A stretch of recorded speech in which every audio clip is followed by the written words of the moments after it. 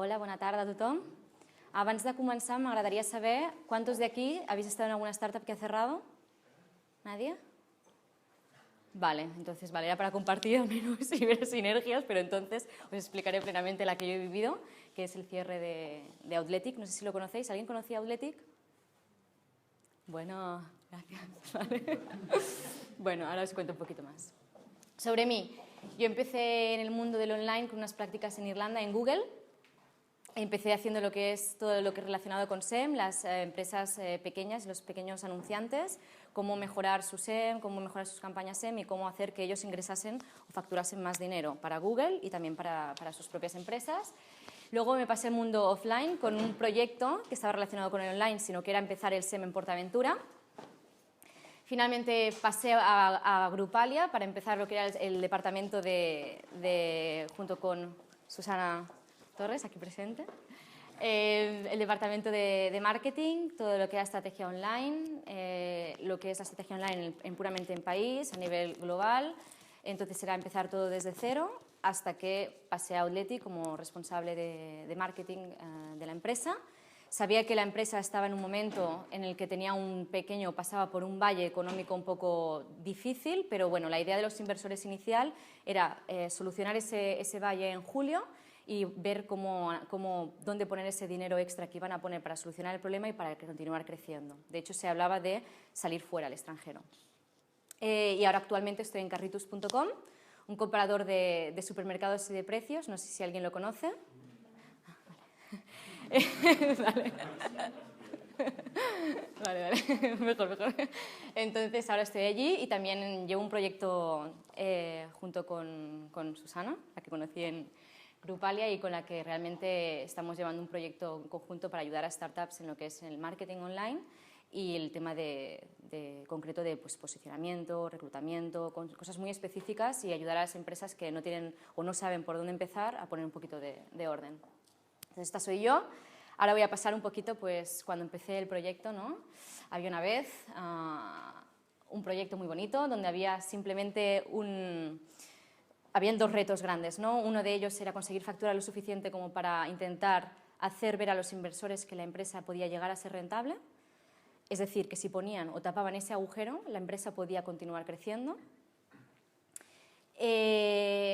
¿Eso qué significa? Eso te empiezas a plantear como en cualquier startup, ¿no? Cuando empiezas una startup empiezas a tener en cuenta diferentes cosas. Los empleados, empiezas a tener en cuenta el business plan, el marketing plan, el acquisition plan, empiezas a tener en cuenta los suppliers, es decir, todos los proveedores, todos los partners con los que vas a trabajar, la gente, pues yo llego allí, lo empiezas a plantear, todo es relativamente fácil o relativamente nuevo, lo tienes que poner de un papel en blanco, lo tienes que dibujar y eso pues tiene sus complicaciones, pero bueno, no deja de ser algo bonito y en el que tienes que tener en cuenta pues, muchas cosas como la responsabilidad, el esfuerzo, incluso llegas a crear algo entre amigos, ¿no? Realmente el comienzo es duro, pero a la vez cuando lo ves online y ves cómo va evolucionando, pues es reconfortante y realmente con tiempo y dinero se puede llegar a conseguir bastante, ¿no? ¿Y por qué digo lo del dinero? Porque al principio todo el mundo cuando empiezas una startup te dice no, tenemos una pequeña ronda de financiación con Family and Friends, pero realmente si no hay una figura en la empresa, ya sea el fundador, la persona que está con los inversores o una persona en finanzas que esté siempre previendo esa financiación constante, es muy probable que hayan problemas de liquidez en algún momento o hayan problemas para saber hacia dónde vas o cómo continúas tu camino en algún momento de la empresa. Y esto, pues yo justamente en Outletic pues lo he vivido, ¿no? Entonces, ¿qué pasa? ¿Cómo te planteas el final? El final no se lo plantea a nadie. Yo, cuando estábamos allí, nadie hablaba de final, nadie hablaba de que la empresa iba a cerrar. En ninguna de las empresas o startups o proyectos en las que he ido a entrevistas, he estado colaborando, se ha hablado nunca de final, pero sí que tiene que haber también alguien, aunque sea el fundador en un momento de lucidez dentro de toda su emoción de empezar el proyecto, sí que tiene que pensar de cómo puede acabar la historia, quién puede salir perjudicada y qué es lo que tiene que tener en cuenta. Es decir, tiene que tener los mensajes muy claros, tiene que tener un control de los medios de comunicación, tiene que ser capaz de tomar las decisiones muy rápidamente. Es decir, tiene que jugar mucho en la transparencia, en la credibilidad, en reaccionar y en la humildad. Ahora voy a ir más a detalle. Todos estos conceptos que parecen muy simples, muy sencillos y que te lo han podido dar en el primer curso de cualquier máster online, de cualquier curso de marketing, parece muy sencillo, pero hasta que yo, por ejemplo, no me lo he encontrado y lo he vivido, no puedo decir que esto lo tenía claro. Es decir, hasta que yo no me he encontrado con las situaciones que os voy a enseñar ahora, no puedo decir que aplicaría estos conceptos, porque cuando te está pasando no te lo acabas de creer. Te acabas pensando que acabará viniendo una ronda de financiación, que al final se acabará poniendo el dinero, que al final se solucionará, que al final entre todos los empleados llegaréis a consenso, que se llegará a una solución viable, y entonces se pierde un poco la noción y acaban haciéndose los problemas más grandes. Por eso digo que teniendo en control al menos la persona de marketing, de sus mensajes, de las decisiones que tiene que tomar, los inversores estar pensando en cómo cerrar, la parte legal, la parte de números, y los empleados en cómo controlar los mensajes dentro de la empresa, solo teniendo estas claves puedes llegar a un nivel de cierre más o menos bien hecho. ¿Por qué digo esto? Porque a nivel online, cuando se cierra una empresa, si la empresa lo ha hecho bien, la gente se olvida de que existió muy fácilmente. Parece mentira, pero realmente ha pasado por ahí, ha podido estar 3 años en el mercado, pero la gente ya no se acuerda, porque me han resuelto el problema, me han dejado de dar el servicio, han desaparecido bien, no pasa nada. Cuando una empresa ha llevado 4 años en el sector, ha cerrado mal y aún así el cierre le lleva más de 6 meses, es un drama. Es un drama a nivel de las redes, es un drama entre la gente empieza a insultar, y ahora os enseñaré más ejemplos. Entonces el tener controlado el cierre te puede llevar a que con tus inversores, otras empresas con las que estás jugando no se vean perjudicadas, ¿no? Entonces, ¿qué es lo que hay que tener en cuenta? ¿Cómo vas a dar esta comunicación? ¿A quién se la vas a dar? ¿A los customers, a los employees, a los suppliers, a los media? ¿En qué orden? ¿Cómo lo vas a transformar? A veces piensas, ostras, nosotros los cabeza de área sabíamos en un momento dado que podíamos llegar a un cierre, a una situación concursal, pero los inversores tienen miedo de contártelo porque si saltas a las redes esto puede ser perjudicial para los customers, ¿no? Entonces, un plan de quién tiene que saber qué y en qué medida comunicarlo y dar un mensaje homogéneo es muy importante para que todos tengan la sensación de que la situación está controlada y que no va a pasar nada, que se va a cerrar la empresa y no va a pasar nada.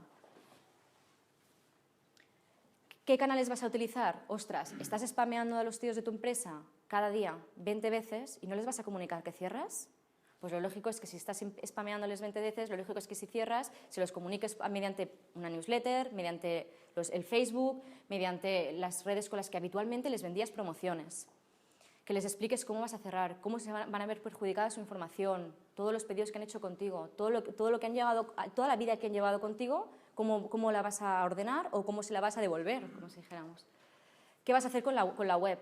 La gente cuando vaya a la web va a pasar algo, van a encontrar algo, y a los medios de comunicación, ¿qué les vas a dar? Es impresionante cuántos bloggers se pueden informar mejor que los propios empleados de las cosas y llegan a tener información mucho más detallada. ¿Cómo controlas esto? Pues si los empleados lo han publicado antes, ahí lo cierras rápido.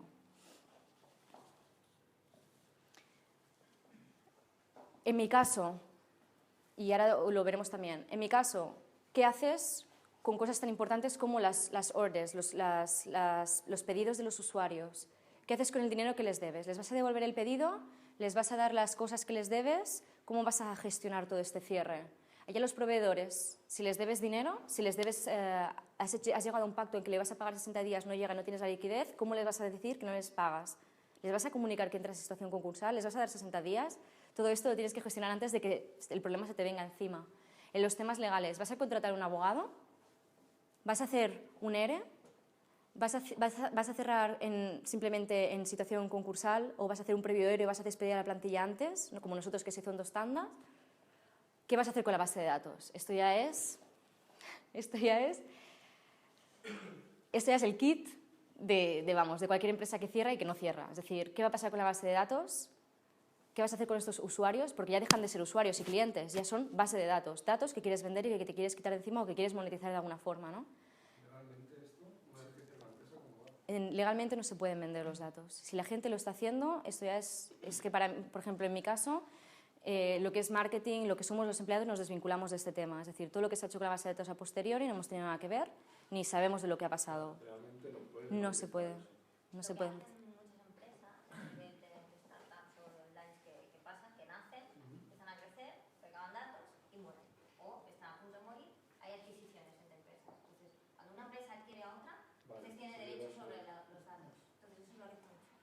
Pero adquieren la empresa. Sí.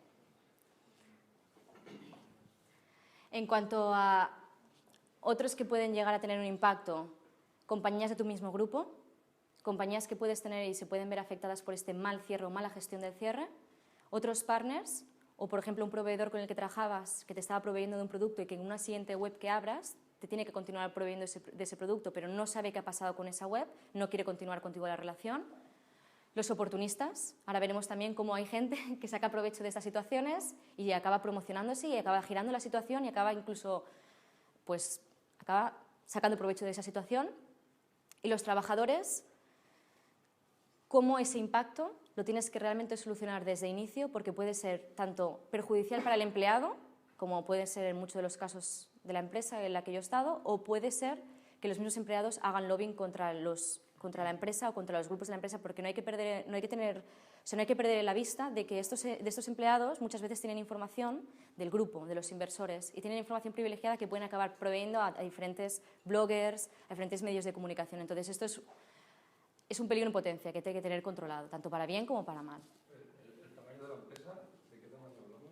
En Auletic llegamos a ser 35 personas y acabamos siendo 20. Y luego ya pues se cierra. Pero tuvo momentos realmente, o sea, eran 2 millones de usuarios, era una empresa realmente, factura estaba bien, era una empresa que dentro de todo el sector era líder en cuanto al outlet deportivo de nicho, es decir, la base de datos estaba muy bien, eran casi todo hombres, con lo que era una base de datos que estaba muy, muy activa. Es bastante difícil hoy en día tener una base de datos tan llena de hombres, es decir, era muy codiciada en ese punto, mucha gente quería hacer muchas acciones con nosotros, realmente en esos aspectos... ¿Qué fue lo que mató a la empresa? Sí se puede decir.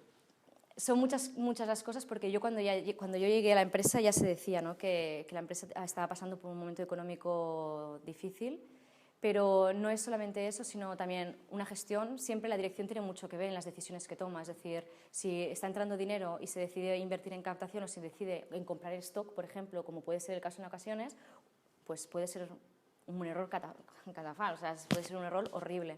Entonces, por otro lado, simplemente el coger ese dinero e invertir en personal, como también pasa muchas veces, ¿qué pasa? O qué es lo que yo he vivido en las 3 empresas en las que he estado además. Cuando hay una inyección de capital, bonanza. Bonanza, no se mira nada.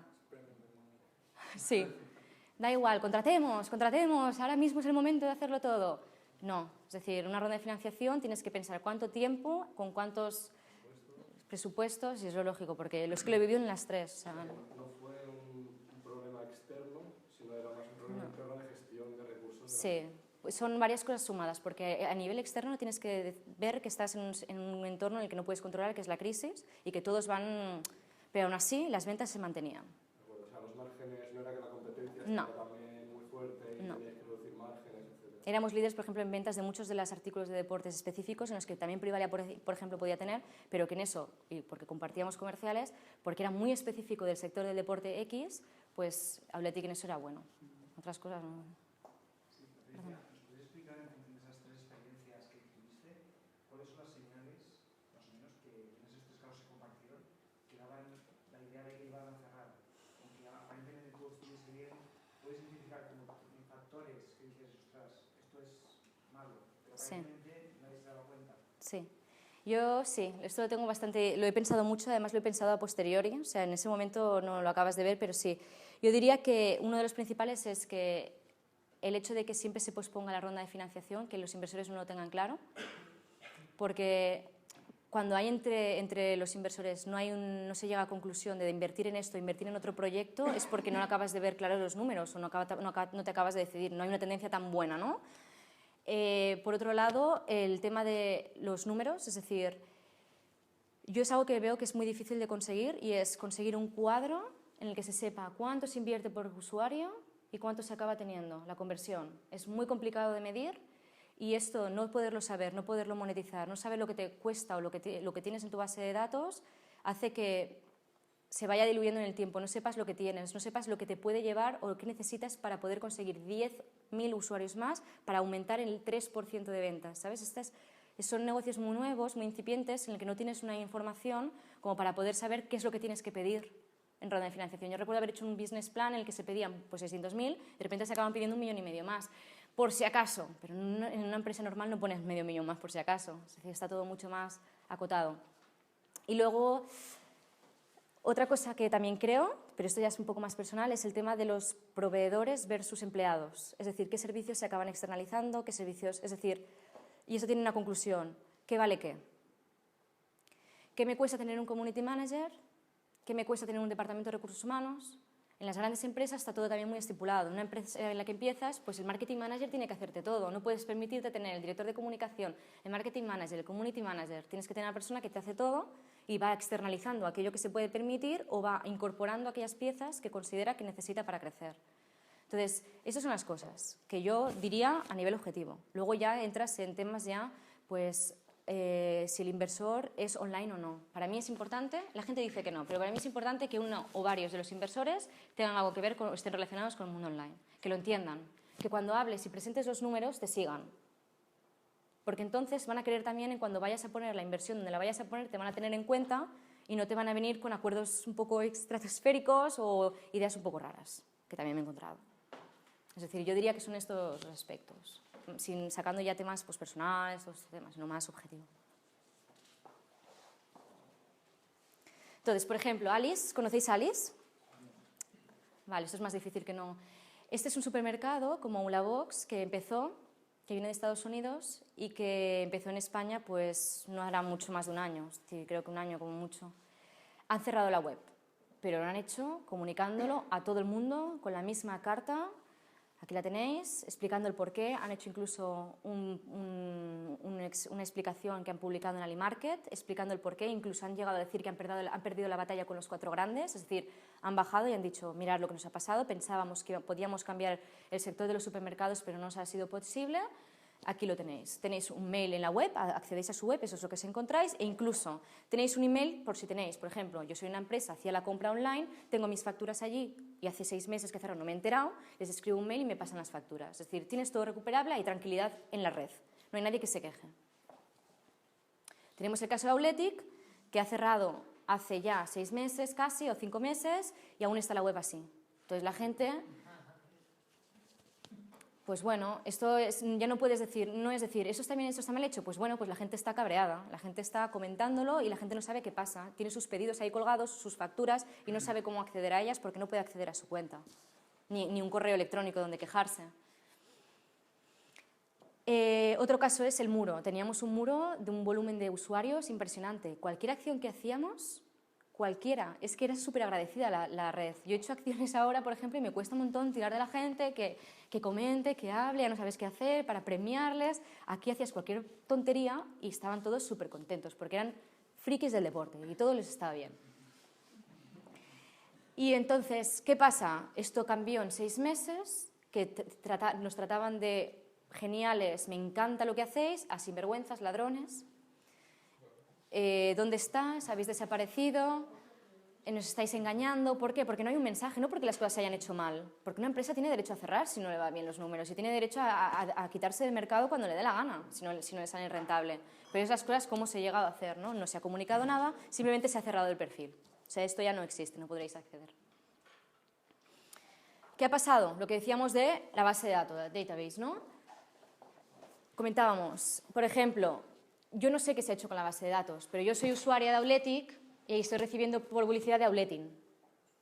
Entonces, Outletting es del grupo Tradein, un grupo muy importante a nivel deportivo que tiene muchas webs y ha sacado una web de Outlet y se llama Outletting. Pues obviamente, ¿qué pasa? La gente empieza a dudar. Oye, estoy recibiendo ofertas de esta página de deportes y no me he dado de alta. Y empiezan a preguntar, ¿y qué pasa? ¿A alguien le pasa lo mismo? ¿Son los mismos? ¿Estafadores? Y no tienen nada que ver los unos con los otros, pobres. Nada que ver. Incluso empiezan a publicar nombres de gente. Había un tío que se llama Pera, que estaba en Athletic y ahora está en Athletic, por tanto son los mismos. Pues el Pera, que no estaba ni cuando estaba yo, se las está cargando por todas las redes. O sea, aparece todo su perfil, comentarios. Entonces, bueno, pues el hecho de que no lo haya hecho bien la empresa está perjudicando incluso a empleados. No es muy inteligente, ¿no? Esa acción. ¿Cuál? Perdón. O sea, el Outletting. No, O sea, para nada. intentar usar la fama justamente si se da mal ganado, ¿no? Sí, sí. Eso lo están pasando mal. De hecho, han cerrado ya 3 perfiles con la marca Outletin y les está costando un montón llenar de fans. Y eso que es un grupo importante. Has comentado que tiene varias páginas. Sí. Has sacado una para degradar vuestra marca también y con las otras está triunfando. No, pero las newsletters se llaman Outletin, la web se llama Outletin. Me refiero a varias páginas a cuanto que abren una, abren otra con otra imagen. Sí, la misma. ¿Crees que es factible que haya habido algún acuerdo de cara a base de datos? Hombre, Obviamente. obviamente. Está claro, ¿no? Obviamente, o sea, yo no sé qué ha pasado, ya te digo, me desvinculé totalmente, pero obviamente no solamente ellos, han recibido otras muchas, es decir, cada uno, eso es otro peligro y que os recomiendo a todos los que estéis aquí, cuidado con quien tiene acceso a la base de datos. Mi política es que la base de datos es mía, de mi empresa, y no se vende ni se toca. Mis clientes son míos, igual que si tuviera una tienda de ropa, o sea, la gente que entra por mi tienda es mía, no se la voy a dar a nadie más, pero la gente normalmente tiene esa no sé cómo decirlo, de que cuando se va de la empresa se llevan un pen con datos. Pues también yo es algo que recomiendo. A la persona de marketing hay que conocerla mucho bien y que tenga el acceso ella y no más. O sea, tener mucho control. Bueno, en realidad, solo lo único que no puedes vender es a tus clientes, ¿no? Pero toda la información de negocio... Toda la información de negocio, esto desconozco hasta qué punto puedes asociarla a la gente. Por ejemplo, yo en Carritus, nosotros sí que podemos dar la información de negocio, pero nunca asociada a cliente. Tú puedes dar, por ejemplo, las ventas a nivel de marcas. Claro, Puedes hablar, sí, pero esto sí. información útil. Sí, que la vendes al sector, sí, pero por usuario no. Por ejemplo, ¿qué pasa? Cierras un perfil, te abren otros. Clientes estafados por Athletics, se juntan. No solo eso, lo que decíamos del grupo. La gente empieza a hablar de Viajamos. Es una empresa que también es del grupo, es Athletic y Viajamos. Viajamos es un outlet no es un outlet, es una sección, o sea, es una web de viajes, pero muy específicos, Tailandias, con precios muy económicos. Yo he viajado con ellos, totalmente seguros, súper bien el servicio, pues ya los están tratando fatal. Porque claro, son los mismos socios, la misma gente, hay que ir a su muro y destrozarlo, pues ahora han tenido que pasar la política de Viajamos en el muro, de abierto, que todo el mundo comente su viaje, a tener a una persona, y os lo digo así de claro, día y noche, eliminando mensajes. O sea, eliminando mensajes porque la gente está muy enfadada. Lo mismo pasa con los quienes estafaron. A mí llegaron a colgar mi perfil en el muro de Facebook. ¿Y yo qué tengo que ver? O sea, yo no tengo nada que ver con esto, a todos los empleados que podían. Por eso en mi LinkedIn pues no tengo puesto lo de Athletic hasta que pasa un tiempo prudencial, porque dices, yo no tengo nada que ver, hasta que no arreglen la solución y se les devuelva el dinero, porque lo van a tener que hacer de alguna forma u otra, tienes que apartarte del tema porque no lo están resolviendo. Pues lo mismo, aquí empezaron a colgar nombre, apellidos y fotos de todos. Se agrupan y van a la policía. Servicios telemáticos de la Guardia Civil, confianzas online, se agrupan entre ellos y la unión hace la fuerza. Si tú no los controlas en tu muro y les dices, os vamos a solucionar, aunque sea dentro de un mes, se agrupan y van y te ponen la de reclamación, con lo cual se dificulta mucho más el cierre, porque tienen que ir constantemente a Madrid o donde sea a presenciar juicios. Otro caso, por ejemplo, el de Glamunity. Glamunity cerró. Glamunity es una web así como estilo Privalia, de marcas así. Cerró. ¿Qué ha pasado? Iscoa, otra web que acaba de empezar, Full Price, pero que aún no se sabe muy bien qué hacen, si es outlet, si es Full Price, acaba de abrir, ha contratado al comercial de Glamunity, han contratado al de atención al cliente de Athletic, bueno, tienen un pollo, los de Iscoa, que otra vez han tenido que cerrar el muro. El muro era un sitio donde la gente opinaba de los trajes, ahora nadie opina. O sea, hay una persona constantemente cerrando. ¿Por qué? Atentas al honor de la persona. Hay un montón de cosas que se está saltando. Pero es que todo esto lleva mucho tiempo, mucha gestión, y es más fácil poner a una persona bloqueando los mensajes. Tuvieron incluso que hacer un publicado, los de Iscoa, diciendo que no tienen nada que ver con ellos. Es decir, que no están relacionados, que por favor dejen de relacionarlos porque simplemente han hecho el error o han cometido el error de contratar a una persona que estaba en una empresa anterior que ha cerrado. Rumores. Esto ya es la parte. La verdad es que en esto sí que nos divertíamos. Porque veías cómo gente sacaba una información. Yo me llegué a enterar que estábamos en situación concursal por una persona que lo comentó en un foro. Esas cosas que te dio la red y que te informan. Pues vas viendo que Athletic desaparece en Chao, que la gente habla de si se ha ampliado el capital, incluso el cierre de Claire & Bruce, que es la parte full price de Privalia, también se va a cerrar o se va a repartir entre Alemania. Son rumores que no llegan a estar confirmados, pero bueno, están ahí. Te generan algo hacia la marca, os tienes que tener controlados. Si tú les das la información que quieres, acaban publicando la que quieres. Alice tiene colgada esa información. Si un blogger quiere hablar de Alice, va a ir primero a la web y va a coger esa información antes a ponerse a investigar si la gente está enfadada con Alice o no. Es decir, si se lo pones fácil, por lo menos puedes modificar o cambiar un poco más la imagen. Oportunistas en positivo. Eso también está bien.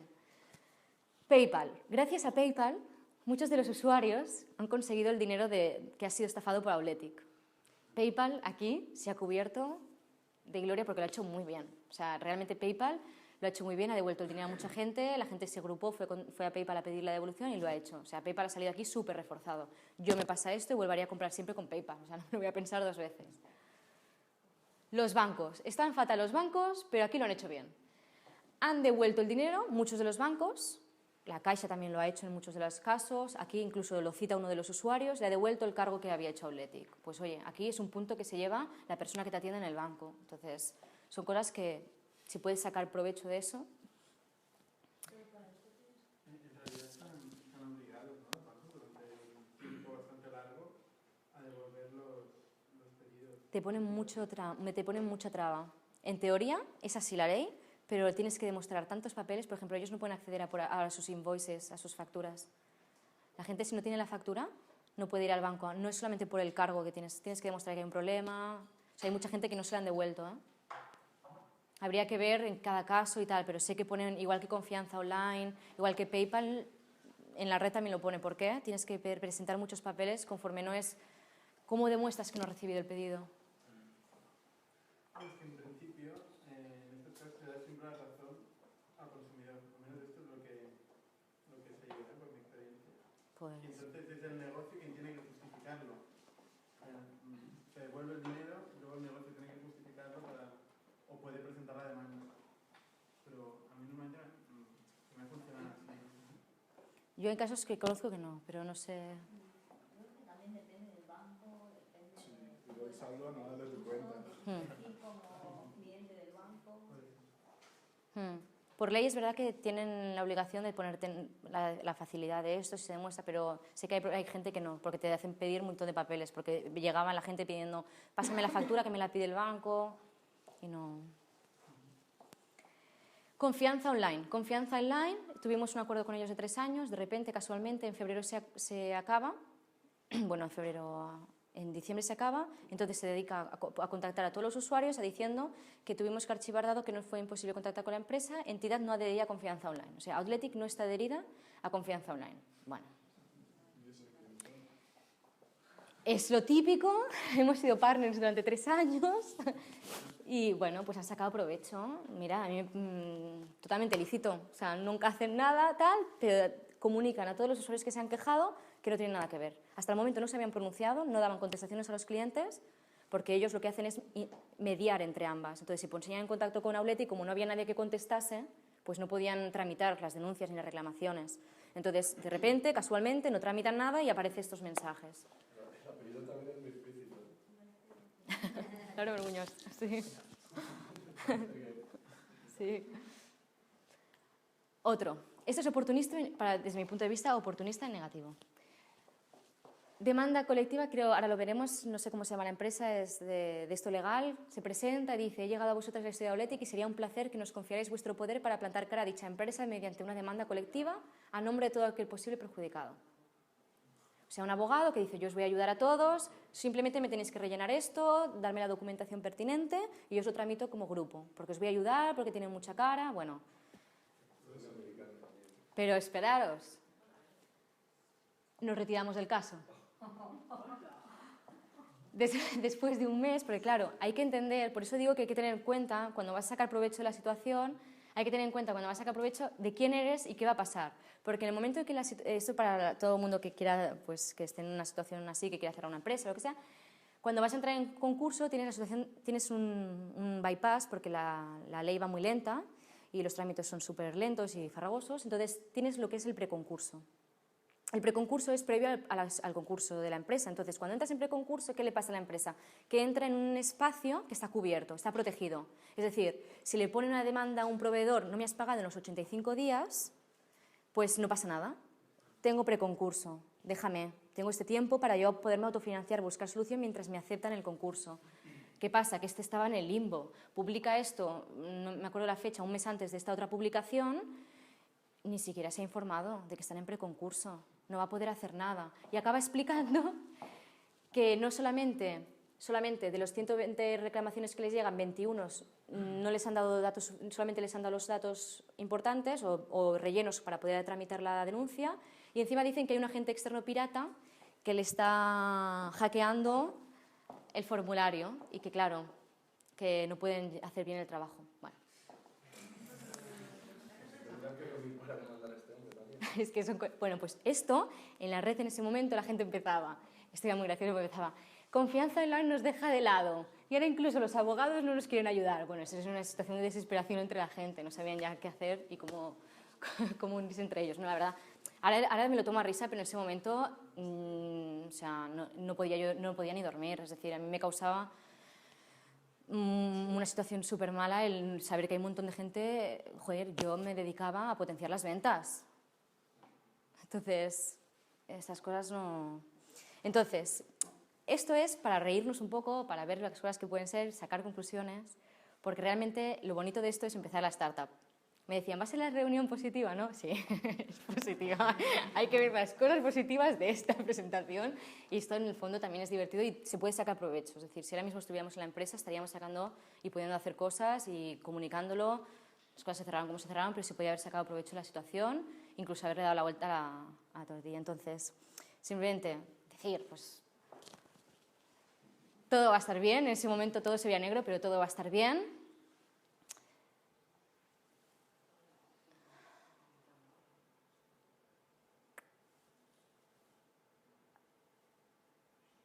¿No hay sonido? ¿El de aquí es?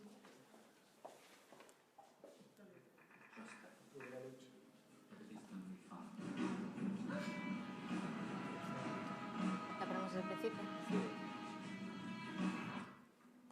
¿Y lo pongo en grande? Vale. Atención, penis.